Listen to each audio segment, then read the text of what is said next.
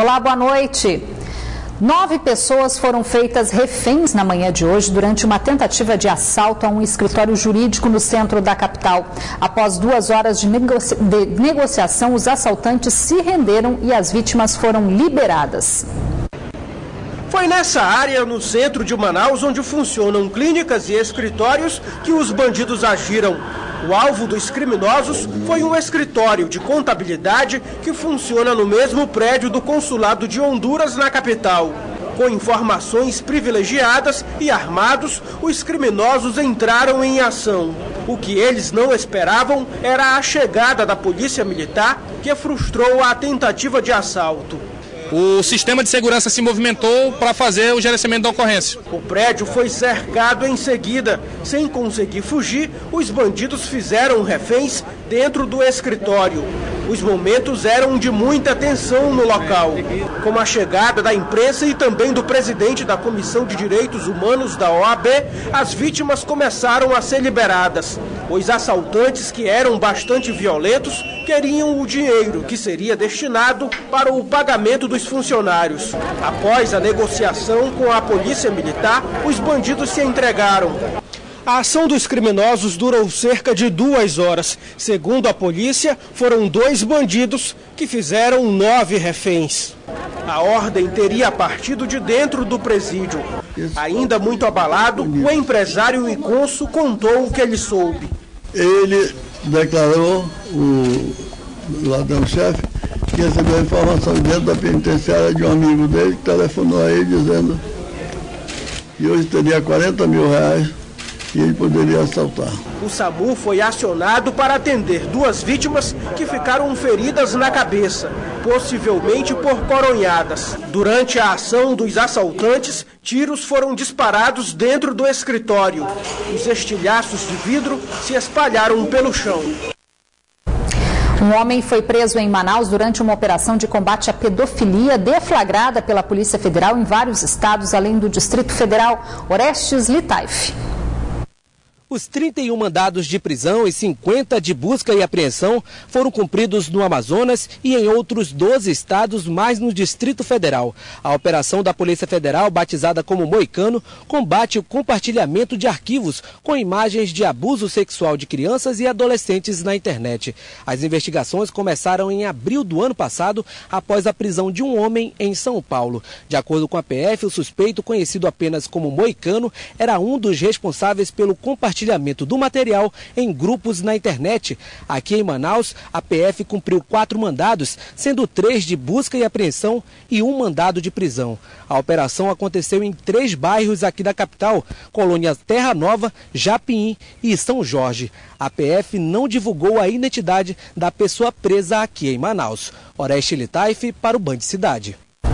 Após denúncia anônima, 50 quilos de droga entre cocaína e maconha do tipo skunk foram apreendidos pela inteligência da Secretaria de Segurança Pública em um apartamento onde funcionava um laboratório de drogas na zona oeste da capital. Balanças e 2 veículos também foram apreendidos. 3 homens foram presos suspeitos de tráfico. Segundo a polícia, parte da droga seria enviada de balsa para Belém, no Pará. Para a polícia, um dos suspeitos informou que receberia R$1.000 por cada pedra de cocaína transportada, totalizando cerca de R$20 mil, e que já teria realizado esse tipo de transporte de cocaína diversas vezes. E agora há pouco, mais 30 quilos de drogas foram apreendidos pela Polícia Militar em uma embarcação no Rio Negro, aqui na capital. De acordo com a polícia, o entorpecente vinha de Tabatinga. O flagrante está sendo realizado neste momento.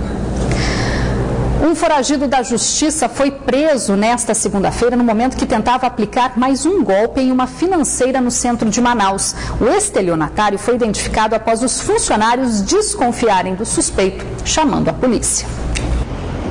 O alvo do criminoso foi uma financeira que fica neste prédio no centro de Manaus. Se passando por beneficiário do INSS e usando documentos falsos, ele ainda conseguiu aplicar um golpe no valor de R$6 mil. Mas, segundo as investigações, o criminoso tentou realizar um empréstimo de R$26 mil, mas o valor total não foi aprovado na primeira operação. Durante o novo processo para liberar o dinheiro, a financeira descobriu que se tratava de um estelionatário. Essa funcionária, que prefere não mostrar o rosto, conta que para os R$20 mil, a análise foi mais minuciosa. Devido ser um valor mais alto, ele teve uma análise de fraude bem mais minuciosa, onde nós conseguimos detectar, através da documentação que estava fraudada, que foi quando ele esteve conosco, né? E aí já tínhamos acionado a polícia e eles estiveram o prendendo com flagrante. Então a gente está aqui para realmente passar para todos os correspondentes bancários que fiquem muito atentos. O suspeito foi identificado como Jonathan Alves Valente, de 41 anos, que usava outro nome. Ele vai responder por estelionato. Ele obteve vantagem ilícita, né, mediante o ardil, um artifício, um engodo. Ele recebeu esses R$6 mil, ele consumou esse crime, né, não chegou a consumar o de 20 mil, mas consumou o de 6, recebendo R$6 mil. E também pela falsificação documental. Ainda de acordo com o delegado, em 2005, Jonathan foi denunciado por roubo e atentado violento ao pudor. Já em 2011, ele foi processado por porte ilegal de arma e tentativa de furto. Estava em liberdade por algum benefício, algum beneplácito processual, que nós não identificamos, talvez um regime semiaberto, e foi constatado que ele fugiu também do sistema prisional, quando teve que retornar aquela unidade prisional. Ele fugiu e, por conta dessa fuga, que configura falta grave, já há uma ordem pela Vara de Execuções Penais para a expedição de mandado contra ele. 5 presos fugiram hoje da cadeia de Manacapuru. De acordo com a Secretaria de Administração Penitenciária, os detentos pularam o muro da unidade. As buscas foram reforçadas, mas até o momento nenhum deles foi recapturado. Um caminhão carregado de café e milho tombou no começo da tarde de hoje em frente à Assembleia Legislativa na capital. A Avenida Mário Ipiranga Monteiro ficou congestionada. Por sorte, ninguém ficou ferido. O baú do caminhão foi a parte que mais ficou comprometida. Tombado na pista, foi preciso que um guincho do Detran desvirasse o veículo. O acidente aconteceu no início da tarde de hoje, bem em frente à Assembleia Legislativa, na Avenida Mário Ipiranga Monteiro, sentido Centro Histórico. De acordo com a versão do motorista do caminhão, ele vinha e o pneu estourou e ele veio a tombar. Agora, logicamente que a perícia está sendo feita, mas acreditamos que ele vinha com velocidade superior ao estabelecido para essa via, até porque aqui nós temos uma passagem de pedestre. O motorista do caminhão, José Gil, não ficou ferido e nem quis falar sobre o assunto. Não havia nada de irregular nem com o motorista, nem com a documentação do caminhão. A carga do veículo, milho e café. Os produtos ficaram espalhados pela pista. Por 1 hora, o trânsito naquela área ficou interditado. Hoje o dia, por exemplo, o trânsito está fluindo muito bem. E esses acidentes, e não apenas acidentes desse tipo, mas pequenas batidas, elas causam aqueles congestionamentos que a gente vê principalmente no final da tarde. É importante, vou ressaltar, que o condutor, ele dirija com cuidado, dirija com atenção. A responsabilidade do trânsito é do condutor que está atrás do volante. A perícia do Departamento Estadual de Trânsito foi acionada e, ao chegar ao local, constatou que o outro caminhão, que veio pegar a mercadoria que estava na pista, apresentava irregularidade.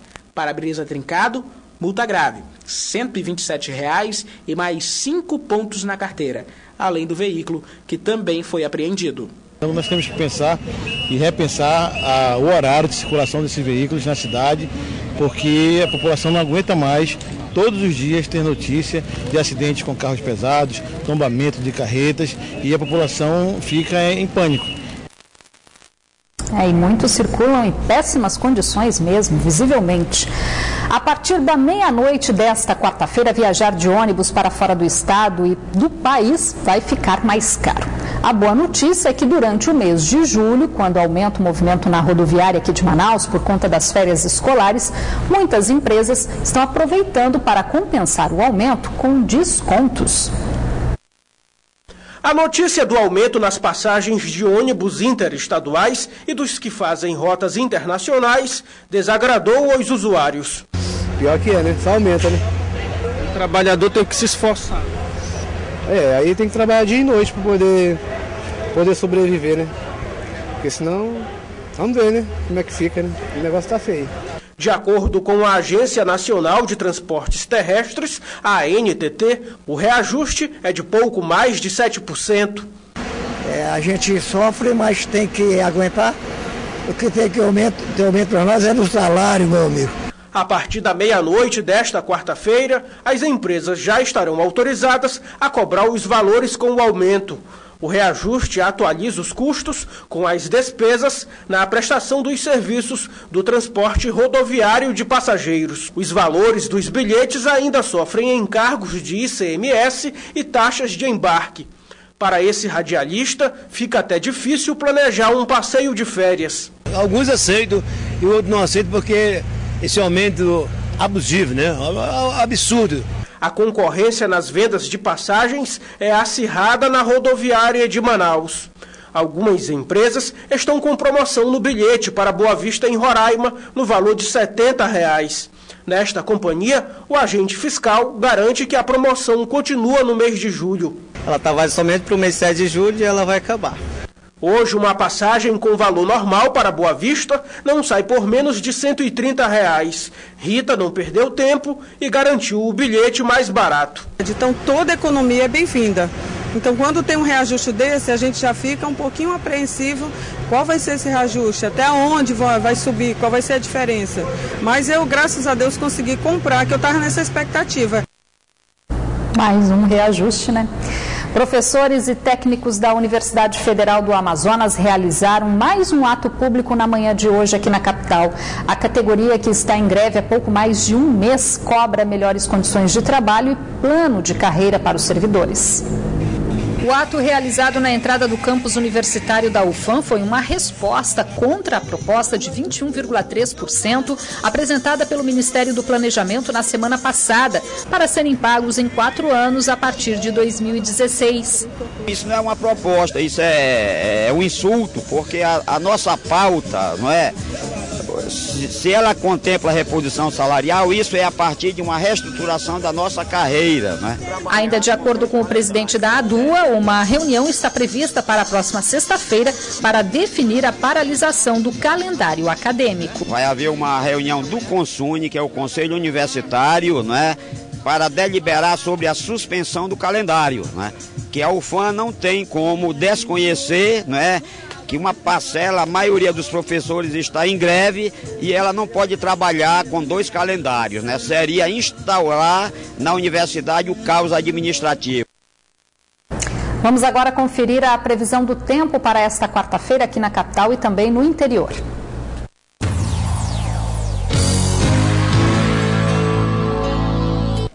Em Iranduba, a previsão é de tempo fechado, com possibilidade de chuva fraca. As temperaturas variam entre 26 e 30 graus. Já em Juruá, a quarta-feira será chuvosa, mínima de 24 e a máxima não passa dos 28 graus. Em Manaus, a previsão é de muitas nuvens, com chance de chuva no decorrer do dia. As temperaturas variam entre 26 e 30 graus.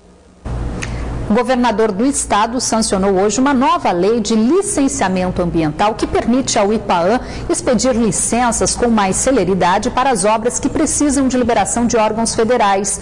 Na oportunidade, José Melo também sancionou o Plano Estadual de Educação para os próximos 10 anos. Na sede do governo do Amazonas, no bairro da Compensa, zona oeste da capital, José Melo sancionou o Plano Estadual de Educação, que ouviu mais de 44 mil pessoas e tem 22 metas a serem cumpridas. Ele vai estabelecer os critérios para que a gente possa, nos próximos 10 anos, construir uma educação diferenciada para os nossos filhos. O programa Todos pela Vida Educação também foi sancionado.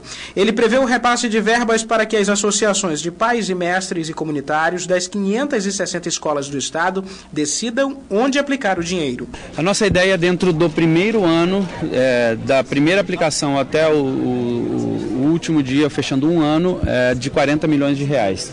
Trazendo uma economia para a Secretaria de em torno de 30 milhões de reais. Então, serviços que a Secretaria faz, a própria PMC vai poder fazer, trazendo uma resposta mais rápida e trazendo essa economia lá na ponta, porque lá no interior é mais barato de contratar pessoa, porque você não vai ter o atravessador no meio. Neste caso, ainda será necessária uma lei de regulamentação, que até agosto deve ser aprovada, segundo o secretário de Educação. O O governador ainda sancionou uma lei que permite ao Instituto de Proteção Ambiental do Amazonas conceder licenças temporárias tanto ao governo do estado quanto às prefeituras do Amazonas e à iniciativa privada que precisam fazer obras, mas normalmente têm os planos interrompidos porque precisam passar pelo IPHAN e pelo IBAMA.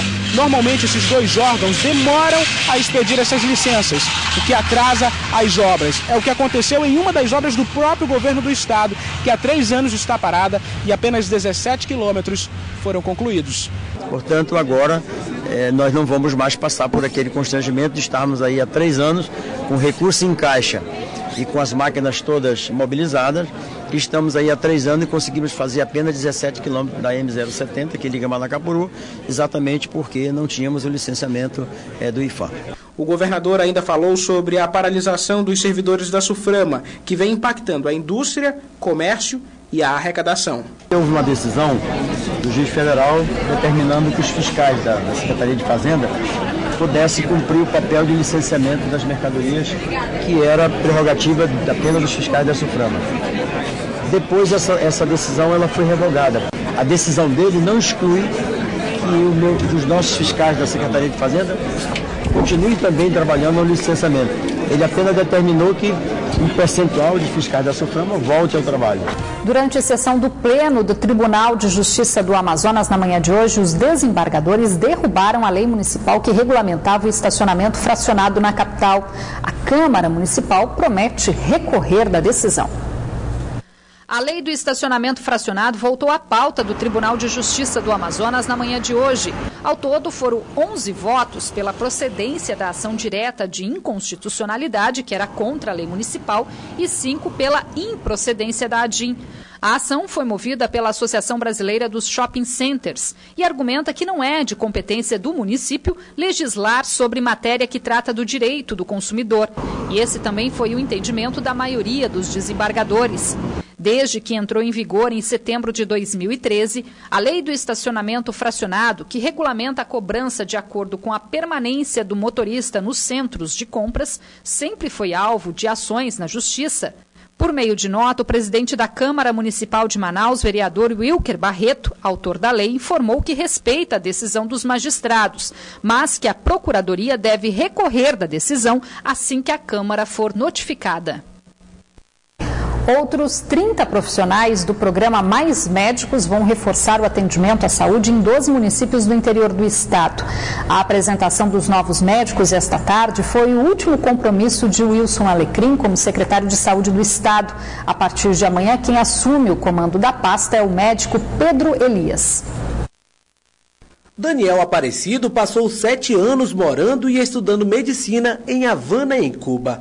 Logo após a conclusão do curso, o brasileiro ganha a oportunidade de voltar ao país. A expectativa foi enorme e quando surgiu as vagas, a gente conseguiu as vagas, foi uma alegria muito grande, porque agora a gente vai poder ajudar o povo brasileiro em alguns lugares que mais necessitam.